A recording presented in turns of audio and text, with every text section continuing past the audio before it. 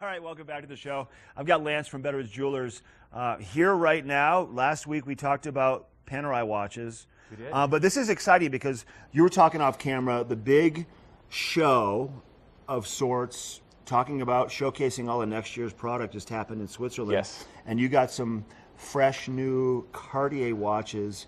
Yesterday they showed up. Yesterday at 5 o'clock, we got these pulled in, and so of course they're going to come here, and I'm going to show you some of the newest stuff. So, yeah, I brought you Panerai last week, and Panerai is a sister company to Cartier. Oh, no kidding. They're owned by the same company named Richemont. They also own WC and Longa and several other luxury timepiece brands. Wow. And yeah, so they launched these a couple months ago in Geneva, Switzerland, and this watch will be extremely identifiable by the Cartier person who knows about watches with them, because this is the Santos collection.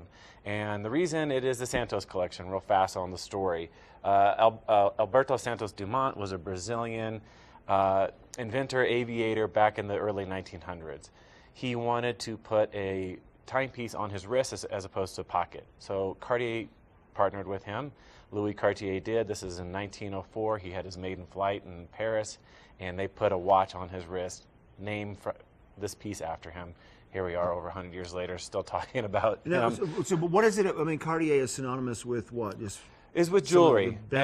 Some of the best jewelry, and that started in the early 1800s. And then the early 1900s, they got into the timepieces, and have since really gone forward quite successfully with it. So the Santos. So this is the Santos. So they're all Santoses in different. Yes, in different forms. Okay. So right here we have a steel and gold on a bracelet. We have the larger steel here.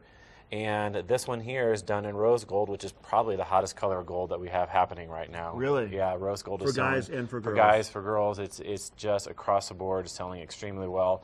Not only in timepieces, in jewelry as well, obviously. But this one is pretty unique because of the color strap that they also put on this one, just to make it slightly different. You can see, I don't know if you can pick up on that gray strap, but this is a handsome looking piece.